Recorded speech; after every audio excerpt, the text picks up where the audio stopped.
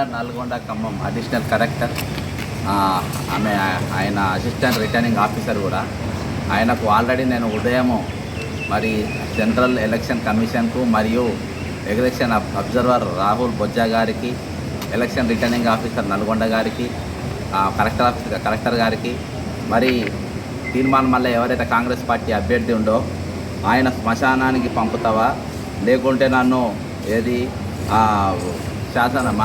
శాసన మండలికి పంపుతారా అని చెప్పేసి బాజాబ్తో ఒక మీటింగ్లో బ్లాక్మెయిల్ చేయడం జరిగింది. దీన్ని వీడియో ఫుటేజ్తో సహా నేను ఆల్రెడీ మెయిల్లో పంపడం జరిగింది.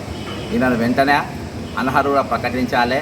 ఇటువంటి ఒక మీడియాలో ఉన్న వ్యక్తి ఇదివరకు పాడి కౌశిక్ రెడ్డి ఇదే విధమైన స్టేట్మెంట్ చేస్తే ఈయన మీడియా ఛానల్లో అని ఇష్టం వచ్చినట్టుగా ఈయన మాట్లాడడం జరిగింది. మరి అప్పుడు జరిగిన తప్పు ఇది కూడా తప్పే కదా.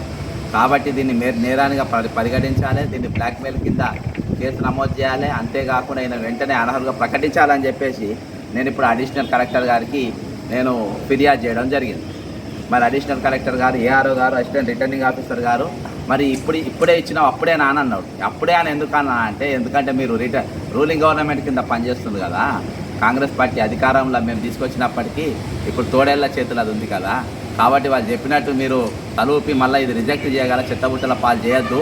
ఒకవేళ దీన్ని ఇలా సాయంత్రం కింద అనర్హులుగా ప్రకటించకుంటే ఇదే ఖమ్మంలో నేను నిరాహార దీక్ష చేస్తాయని అనర్హులుగా ప్రకటించే వరకు మేము మాట అంటే మాట పైన ఉంటాము.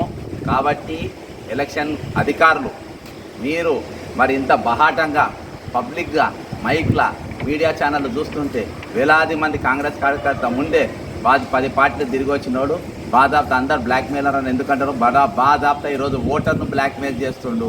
గ్రాడ్యుయేట్ ఓటర్ను బ్లాక్మెయిల్. నీవు గిన నన్ను నాకు ఓటు వేయకుంటే నేను చచ్చిపోతా, శ్మశానానికి పోతా, మీ 4,61,000 మంది ఓటర్ల పేర్లు పెట్టి నేను చచ్చిపోతా అనే తీరుగా ఈరోజు బ్లాక్మెయిలింగ్కి పాల్పడ్డాడంటే ఇసొంటోడు మనకు అవసరమా అని ఈరోజు ఎన్నో ఎత్తులు వేసిండు నన్ను అనగదొక్కడానికి. కేవలం ఆయన టికెట్ ఇవ్వడానికి 34 ఏళ్ళు కాంగ్రెస్ పార్టీ నన్ను సస్పెండ్ చేసిండ్రు. ఎవరు రేవంత్ రెడ్డి ఈయన కోసం ఈయనకి ఇవ్వనికి వెనక బ్లాక్మెయిలర్లు కావాలి ఆయనకు. కాబట్టి ప్రభుత్వం నేను వెంటనే చెప్తున్నా, మీరు ఈయన అనర్హులుగా ప్రకటించక మాత్రం రేపు పొద్దుగాల ఇదే కలెక్టర్ ఆఫీస్ ముందు, ఇదే ఖమ్మం కలెక్టర్ ఆఫీస్ ముందు నిరాహార దీక్ష అనర్హులు ప్రకటించేదాకా అవసరమైన ఎన్నికలు కూడా ఆపుకోండి మీరు. కానీ దీని మీద ఖచ్చితంగా మేము పోరాటం కొనసాగుతాయని మేము తెలియజేస్తూ ప్రభుత్వాన్ని హెచ్చరిస్తూ సెలవు తీసుకుంటున్నాను. జై తెలంగాణ, అమరవీరులకు జోహార్.